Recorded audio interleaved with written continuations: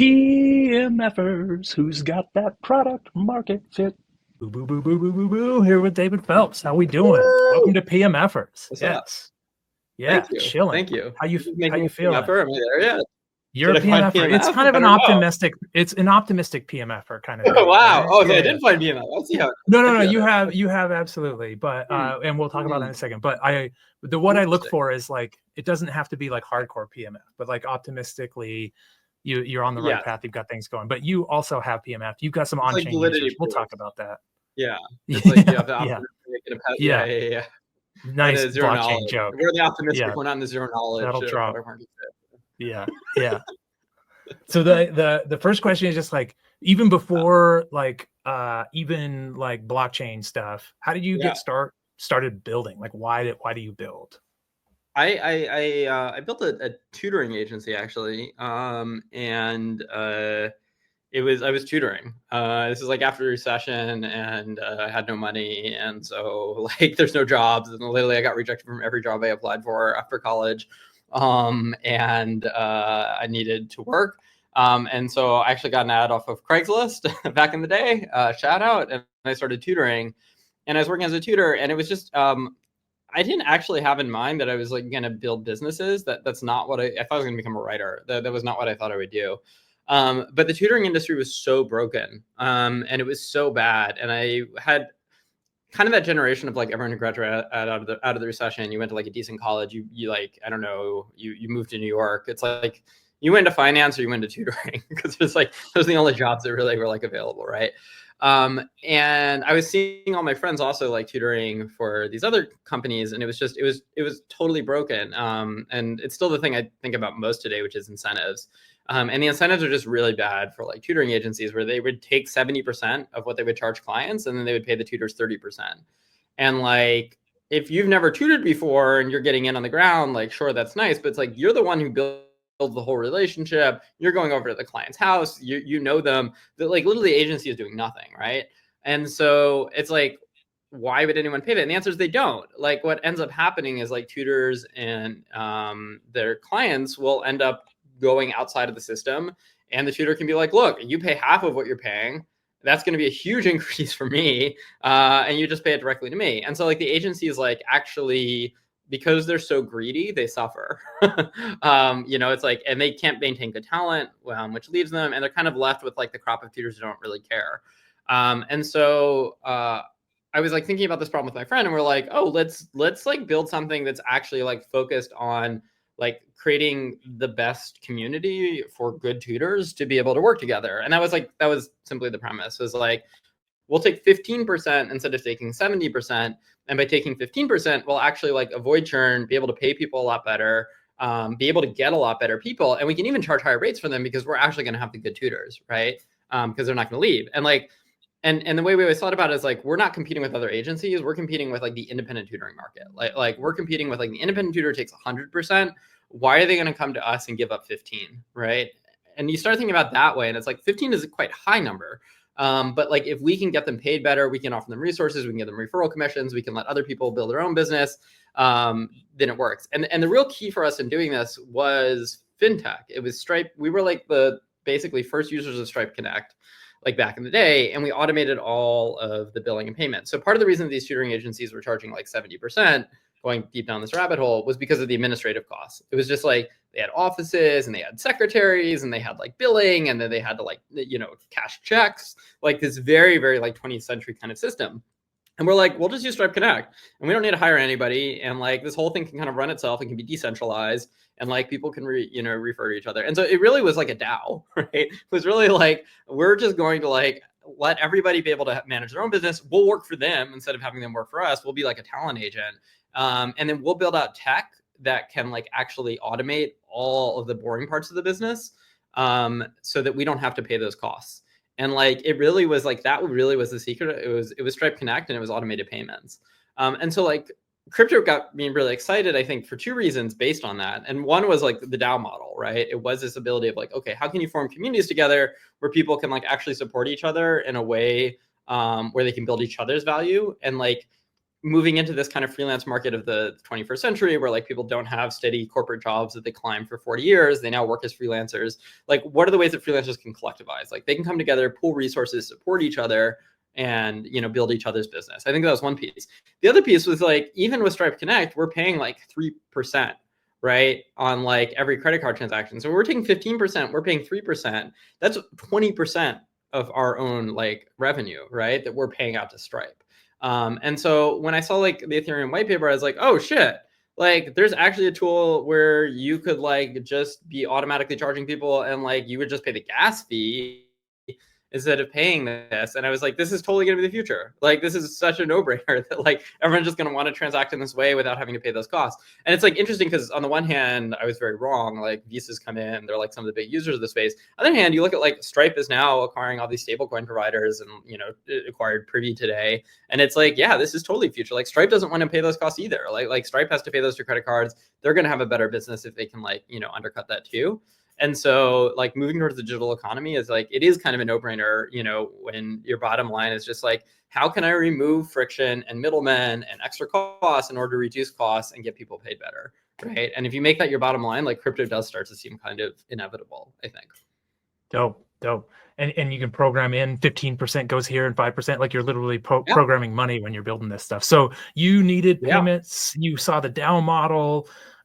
So what brought you on chain? What was your on chain starting? And then like kind of even like, where did you find PMF on chain? Yeah.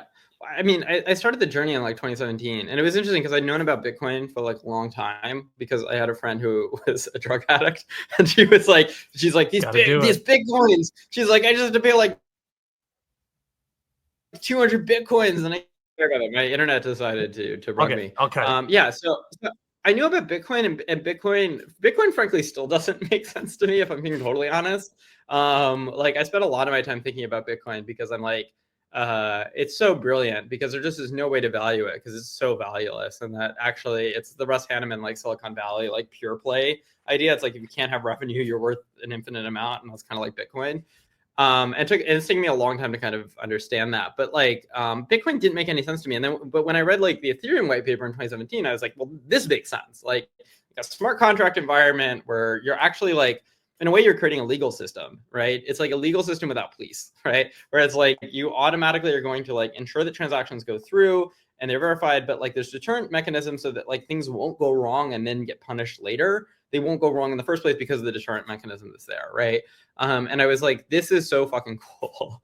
And so like buying ETH and then becoming a gambling addict in 2017 and losing all my money in ETH, you know, watching it go up 10x and then watching it go down 100x. Like, yeah, well, beyond a round trip. It was yeah, I like, you know, went to the heavens and fell down to hell.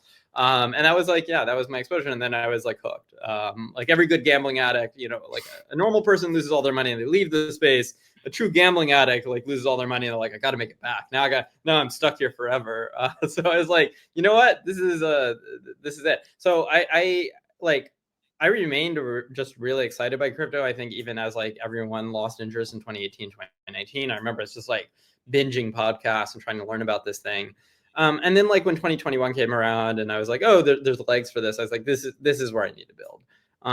And by that point I was like pretty deep in the DAO space, and I was just like seeing a lot of the problems of community building in DAOs, which is probably like a 2-hour conversation of its own of like all the reasons that DAOs really struggled.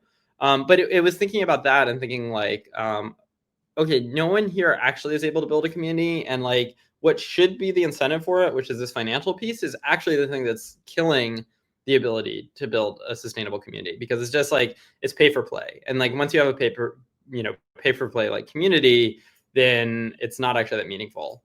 It's not, you know, it's not actually an in-group of people with shared values and beliefs. And so I started thinking a lot about that problem and like, you know, what could be done about it. So, okay, the question was how to get PMF. So I created this thing in like early 2022 called the JokeRace. And the JokeRace was a game where people would post bad jokes on Twitter.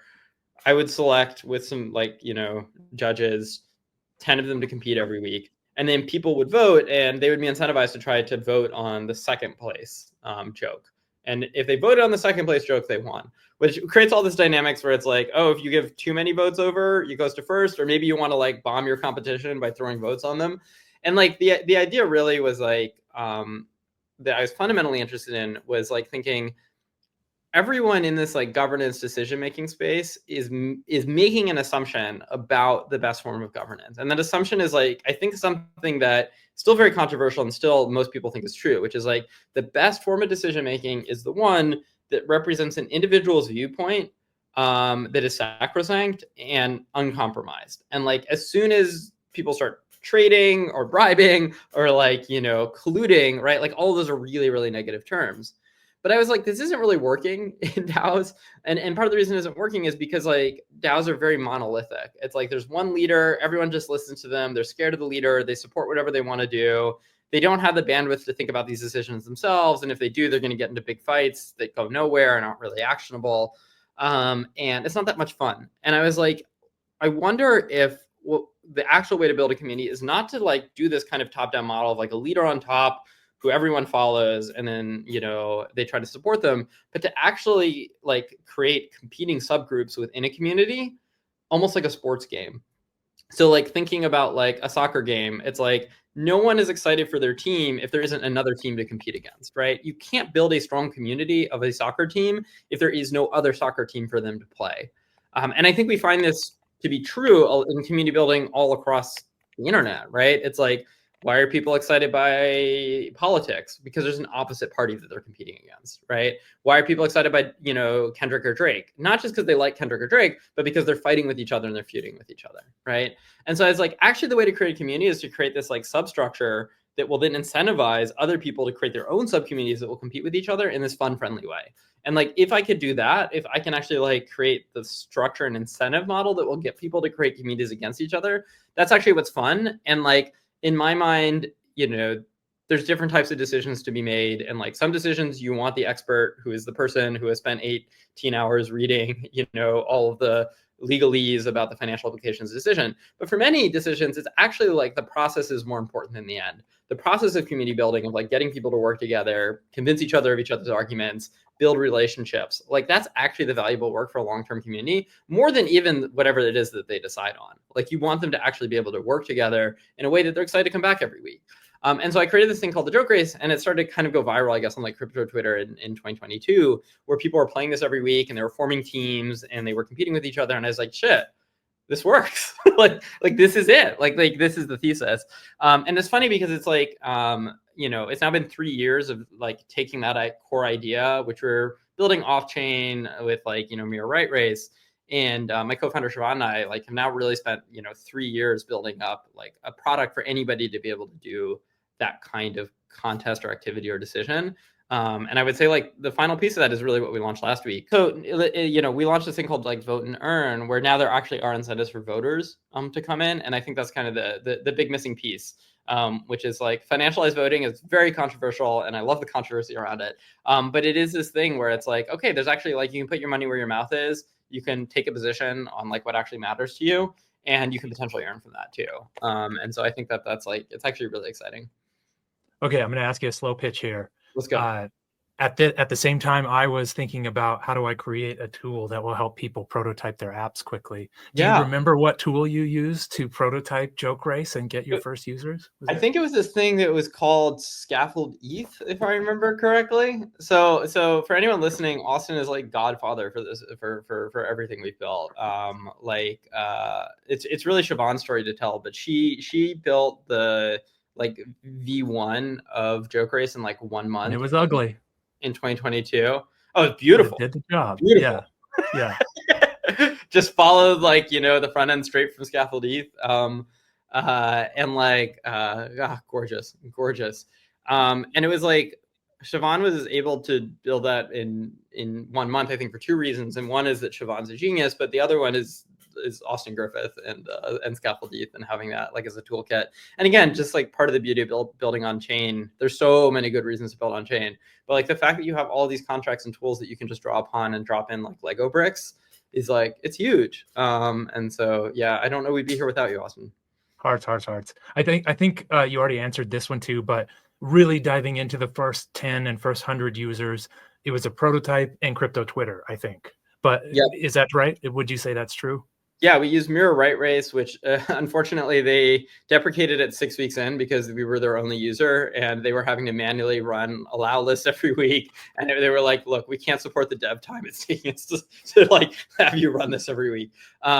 Which fair, but it was frustrating at the time to be like, no, we have this thing that's taking off. So that was like, it was Mirror Right Race for the voting and then it was Crypto Twitter for the entries. And that was really it. Dope. And I used some Google Sheets for figuring out distributions. And then, I had to use some distribute tool.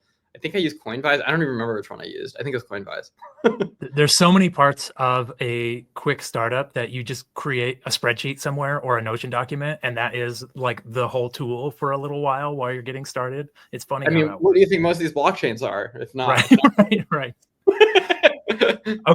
Okay. Now we're on to, sorry for all my silly questions, but now we're on to ideas. How do you go about like generating new ideas? Where do you find the new ideas? Yeah, there's no obvious answer for that, right? Like dialogue, I think is actually maybe the most important one. Like I would say Siobhan and I, our conversations with each other, we have very different brains. We tend to think about things really differently. And like oftentimes it takes us a while to actually even understand how the other one is thinking. But then we put in that work and it's so rewarding, at least for me, I think hopefully for Siobhan too. Like it's really rewarding, right? To be able to put in that work and like start to understand this other perspective. And when you do that, like that process of a dialogue often will let you generate just a lot of ideas, right? So I do think like having a co-founder is like can be really great just because dialogues and conversations are often the best way to think. And maybe that's an ADHD kind of thing to say. So I think that's one. I think the product itself has taught me a lot. Like I've learned a lot from the product itself, if that makes sense. You know, it's like you develop one thing and then you realize, oh shit, this actually enables this other thing to be built.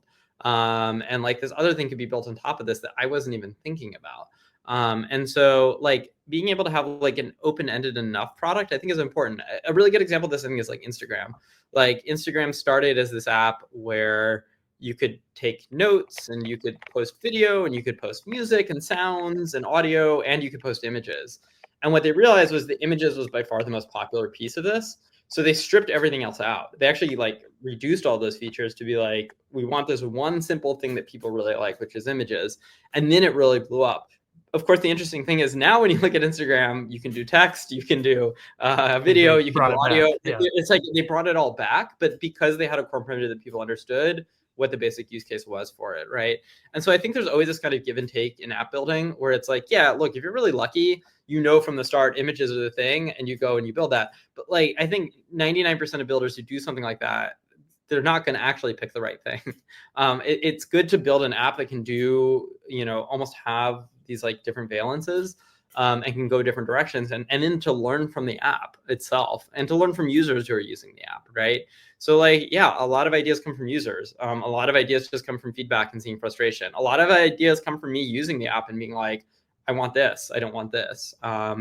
And a lot and dialogue as well. So I don't know, these are generic answers, but I do think it's important to build a product in a way that you can learn from it, if that makes sense. It's great that you said that like you built the product and then thought of the thing that this enabled. Usually it's the other way around in Ethereum where you go to build the product and realize there's these 3 things that are missing that you have to go build first. And then like that becomes your company. So it's nice to hear the other way around. The same thing in a different way. So now how do we validate the ideas? We've got dialogue, we've got friends, we're trying things out, we're learning from our product. How do we validate it now? So there's this really good Sarah Tavel piece on power users that I go back to a lot. And she wrote this really good piece. She's from Benchmark. And she worked at Pinterest from the beginning. And she's like, look, power users are basically your best friends and worst enemies. Because these are the early users who are like the most adamant about your product. They're the ones who are going to share it with people. They're the ones who like really care and think deeply about like what they want from it. And so on the one hand, you really want those power users because they're the people who are going to distribute you. They're going to share it. They're going to talk about why they like you. They're going to use it, right? And they're going to give you really good feedback. On the other hand, the danger of a power user is they are not the normal user. They are a power user. And so they want all the advanced functionality and features, right? Like they want the full buffet. Like they want the most enterprise kind of friendly, like, 400 options. A power user for Instagram would not want it just to be images. They would want more media to be able to be supported. They want Twitter interactions for you to be, they'd want it to be a mini app, And so like, it's really important, I think, to have power users and to know when to listen to them. And frankly, it's also really important to know when not to listen to them as well. And that's hard, right? Because you're also a power user. Like as the founder, like no one cares about that you do. No one is more more focused on what's another feature we could add that could then expand the market to include more people. And it's really good to be in that mindset, but it's also really dangerous because the more complex your product gets, the harder it is for people to onboard and understand it, and know what it is. And so feature bloat, right, I think could often be a challenge, and it's definitely something I'm thinking about a lot now. Like you can do a lot of different things with JokeRace, and that's a blessing and a curse, right, potentially. So I don't know if I answered the question, but I validated. I think it's important to think about, then, who your users are. Yeah. Then how do you let it go? Like, when do you know we've tried to validate it, it did not get validated, we need to pivot, we need to throw it away? When does that happen? Not getting validated is not hard. Like that's very easy. It's very easy to see that something like is not have use and people don't like it and they're not using it. I think what's a lot harder is like when you're in an in-between zone, like you have the power users love it, but the normal users don't, right? I think that's like a tricky place to be in terms of like, what you want to build. So it is again, like this kind of differentiation that I think you need to do. Dope. Okay. On to the AI question. You use AI a lot. What's your daily AI usage look like? Are you using AI to build? Are you asking questions? Like, how has AI changed things for the product builder? Pretty much not at all. Oh, wow. Yeah, I would say we're probably one of the more anti-AI companies out there. We really don't touch it. And there's I use AI for some stuff. The one thing we have used AI a lot for at JokeRace is the really stupid videos I make. So content. We use it to make content, and like I've created some really dumb videos. I've created our mascot with AI. And so like some of the images on the site of like our mascot Bubbles, who appears around the site, like that stuff I used AI to generate just as like a design tool. We're pretty against. Okay, so I'll give it like my controversial theory. My controversial theory is like AI's, and I say this as the non-technical founder, so I'm getting into hot water. AI is really good for like a mid-tier dev.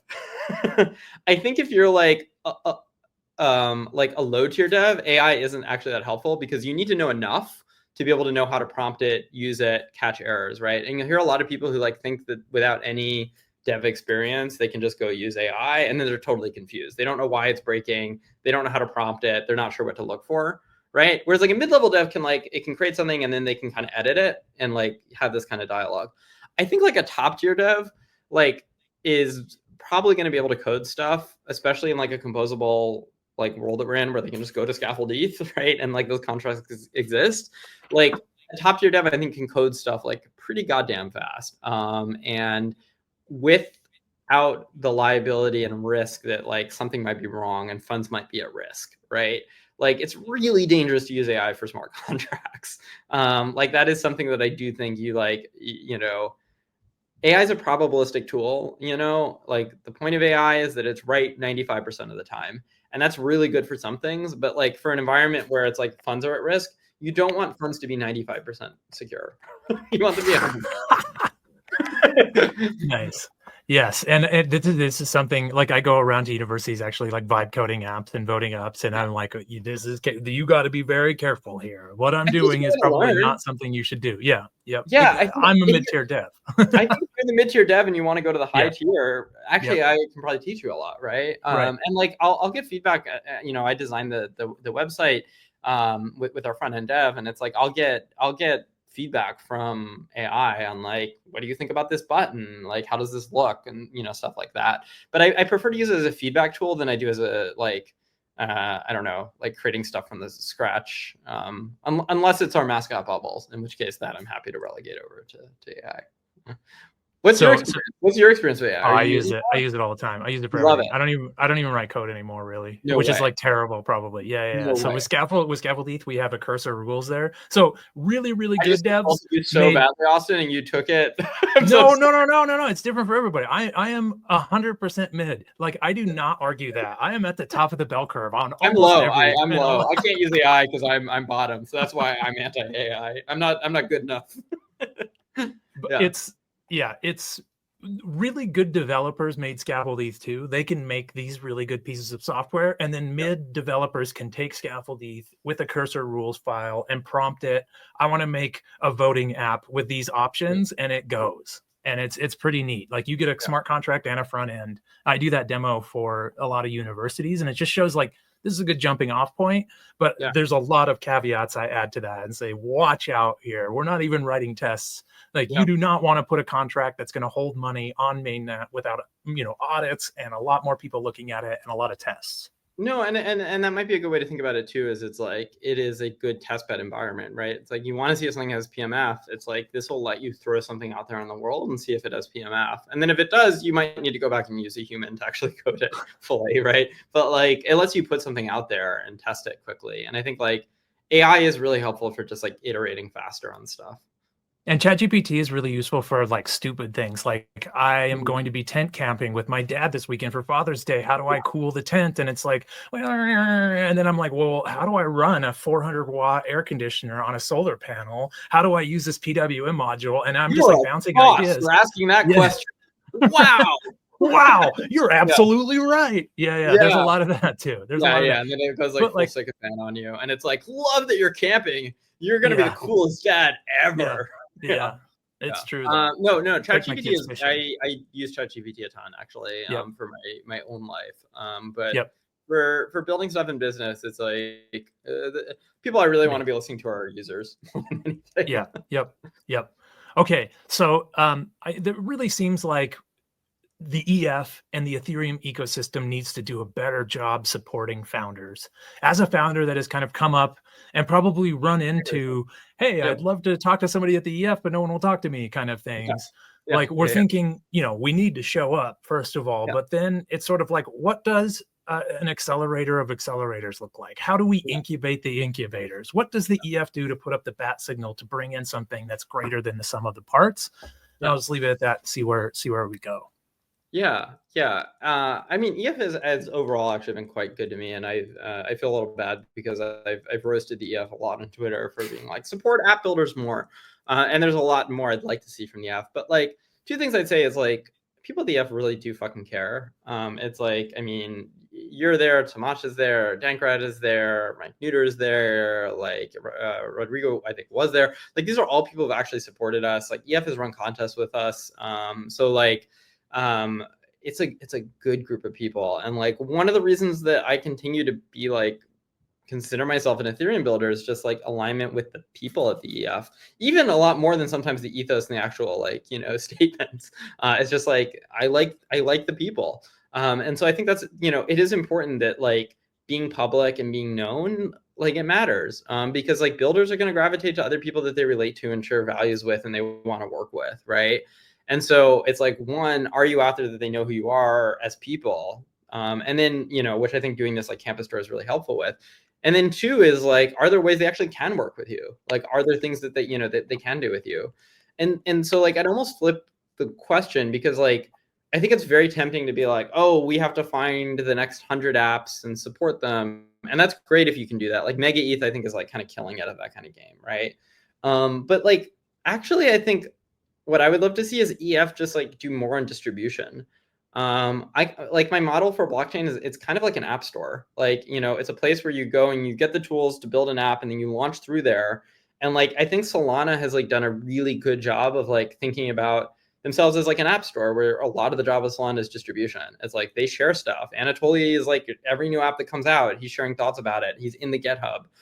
He's talking to the builders. I have Solana Foundation people reach out to me probably once a month asking when we're going to be live on Solana. And my answer is always no plans for that. But it's like they're there, like being like, we want to support you, we want to share this, right? And I think it's like, you know, the actual distribution itself is great, but actually what matters more than that in some ways is the performativity and optics of it, as cynical as that sounds. It's like if other builders see that, you know, EF is supporting apps, then they're going to want to build with EF so they can also get that support, right? Like if they see EF is distributing apps, they're going to go, oh, this is a great environment for me to build in, because they're also going to like help distribute me too.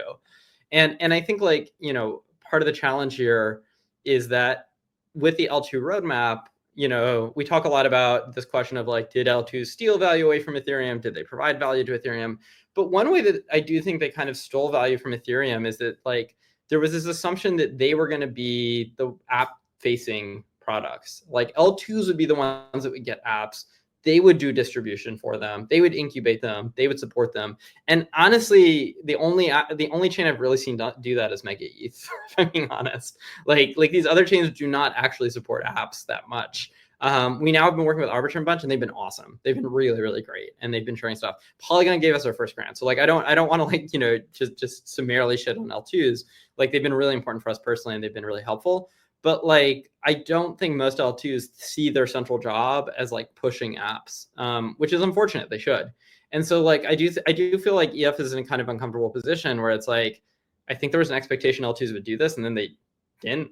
And so the EF kind of has to step in at this point and be like, yeah, we're the ones who actually have to do distribution and feature it. I think like the stuff Josh Stark has been doing and like featuring apps every day, like that's great. But it's like, I don't know. I would love to see someone use JokeRace to do like a product hunt contest every week of like, what are the best new apps on Ethereum, and like feature them, let people vote them up. And then they have like this page every week that people can check to be like, these are the apps. And it's like, if I ran that, no one would care that much. But if EF ran that, that would be huge, right?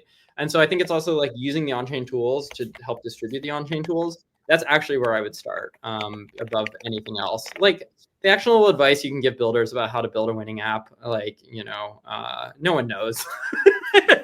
Yeah, I don't know. Get it quickly. Yeah, get millions of dollars of liquidity, and yeah. But like, there are very few successful apps that have even been built. And so I think like rather than try to figure out which ones those are, from the EF perspective, just distributing the ones that are out there and helping them really sends a message to everyone that like EF is in the trenches. That's cool. Yeah. So distribution, EF needs to distribute these. EF should be using products. Yeah. Also, just like another double click on crypto Twitter and how crypto Twitter is kind of like your big group of friends that are maybe slightly adversarial that you need to kind of like get your stuff out to crypto Twitter and get feedback and really get the true honest feedback from that. And sometimes you could get that from the EF and friends at the EF if you're lucky enough, but also just crypto Twitter. I'd like to see the EF fuck up more, to be totally honest. Like I feel like there we go. Yes. Like the EF has just been so conservative and like being incredibly neutral and not supporting anything or like putting itself out there. And like, you know, except for some like broad value statements, which are nice, that I think there's kind of perception it's just like it's living in kind of 2017. And like I would like to see it like, you know, go maybe be a little bit more degen, but mainly just like take some stances that people don't like and, you know, see what happens. And like, you know, I was really angry at Vitalik about adopting a Milady PFP, and I thought that was disgusting on a lot of levels. But like at the same time, shout out that, you know, dude was willing to like take a stance and try some shit out and like and not be credibly neutral. That's for sure. So, you know, I'd like to see more risk taking personally. Amazing. Yes. And I've personally heard internally from a lot of EF leadership that we will be more risk on. So that's happening. Yeah. Love it. All right. All right. More existential questions from Austin. How about things you wish you knew before you got VC funding or you got in, like some hard truths about our ecosystem or anything around it? I think that the thing I wrote last week about vote and earn is that for me, vote and earn like combines two very opposite sides of the space, which is the voting side and the earning side. And like the voting side of the space is like, you can think of like governance, DAO people, people voting on, you know, the next block. Like there's this whole social consensus kind of side that was really kind of at the forefront in 2021 of people cyberpunk values, you know, like all this stuff about like how are we building community in this meaningful way? And like, these are the best people you've ever met in your life. And none of them have built a product that can make serious money, right? And then the other side, you have like the earn people. And like the earn people also was a big narrative in 2021, but they were all Ponzi's, right? It's like they made a bunch of money and then it's just pure speculation. So when you have pure speculation, the price goes up until it goes down and then it crashes. And there's nothing fundamental there behind that. And so like a lot of what I'm kind of obsessed with is like, how do you combine these things? Like if the social consensus has like the longevity and the earning, degen, financial side actually has the value, like how can we put those together? Like how can we actually start having people like earn in a way that is sustainable? And so I don't know if I'm answering the question here, but like, I do think I probably leaned a lot on values for like a long time and thinking like, what's the best product for users? And like, honestly, one of the hardest things about building in crypto is you can build a product that people love and it can't make any money. And that happens all the time. Like, I'm sure you and I can both think of like a lot of examples here of like really useful products that really were like game changers for builders in the ecosystem, but they never figured out a way to make a cent, right? And it's really hard to think as a product builder. I think you need both. I think if you're just doing a pure earn speculation play, I think that narrative is pretty done at this point. I hope, I really hope that's dead. But if you're doing a pure social consensus play, that's also kind of dead because like there's no money to be made. And so it is like, I think for me, it's been taken me a long time to be like, no, financial incentives, financial rails, and speculation is very much the use case for crypto. And the question is, can you use that in interesting ways? Like, are there ways that actually can be meaningful socially to people where they can actually end up building relationships out of this or having a good time or doing something fun, right? Which very few people are focused on. And so, yeah, I would encourage anyone building to think about both those sides. Like, I think social consensus community is a huge part of crypto. I think speculation is a huge part. These sides hate each other, but I do think the future is very much kind of like finding a way to bring them together. Absolutely. Build good things with a good community, but still think like a capitalist and have some capitalism built in here and understand the incentives. It's really thinking just in terms of like financial rails. It's like fundamentally what crypto is really good for. And I think I probably lean too heavily in thinking it was financial and reputational. And I think like the lesson I've learned is like, no one comes here for the reputational piece of the open data. That's a derivative and a second order effect of people coming here for the financial piece. And it can still be really valuable. Like once you've built reputation because of these activities you're engaged in, that can become a meaningful end in of itself. But the only way to bootstrap it to the point that people are building meaningful reputation is to get them here through the kind of financial incentives that crypto enables. Hell yeah. Okay, cool. Yeah, so before I ask my last dumb question, I think we should double click on. You have some smart ones also? No, there's no, won't be any smart questions today. Just making sure. Yeah, I don't. Knowing that you want the EF to fuck up a little bit. Yeah. Let's like just brainstorm a couple fuck ups that might be interesting. Like we do two things right and one thing wrong. Yeah. Let's just like brainstorm some. What would you like to see, or what is the shape of some fuck ups that the EF could take part in that would be interesting? I would like to see I don't know, like I would like to see them doing builder chats. Like I think that, I mean, you're doing it. I think that's really helpful. But I'd like to see EF like, kind of focused on that. I'd like to see them using the products. I'd like to see them supporting it. And it does mean two things for the EF. One is that they're going to support one product, and that product has a competitor somewhere out there who's going to be angry that the EF used them and not them. And it's like, you know what? These aren't mutually exclusive. They can go on and they can use the other competitor too. Like they can try them both. But I would like to see them take sides like that. I would like to see them say, this is the product we like and we're using this, and it's cool. And look, it's dangerous. Like I get really angry at Base because they were just supporting Zora when they had all these other tools for creating coins out there that have been like really in the trenches building and didn't get any support. And I thought that was shitty. So you do risk those kinds of things, right? But at the same time, Base's strategy is working. I might not like it, but it is working, right? And yeah, so I think taking sides is like, one big piece of it. And the other is, yeah, like EF might be using tools for speculation, which is very controversial, but like, I think that that's important also, like, to actually have people using the tools we're building. And I would like to see the EF just doing a lot more for apps. Like, we've, it feels like we've had infra building for infra building for infra building for infra, and like the EF has a huge bias towards that, understandably, because it's seen itself as the back end to the internet in some ways. And I think like part of the reckoning of like the L2 roadmap is like EF could be the back end and L2s could be the front end in some ways. But like now that we're really talking about scaling the L1, I think the EF needs to be the front end to the internet. And now that we're moving towards this era where like apps really are the ones accruing value. It's Hyperliquid and Pump Fund, and now Privy got acquired by Stripe today, right? It's like you're really seeing this like app resurgence. Like EF needs to be at the forefront of that, even if it's not in their DNA.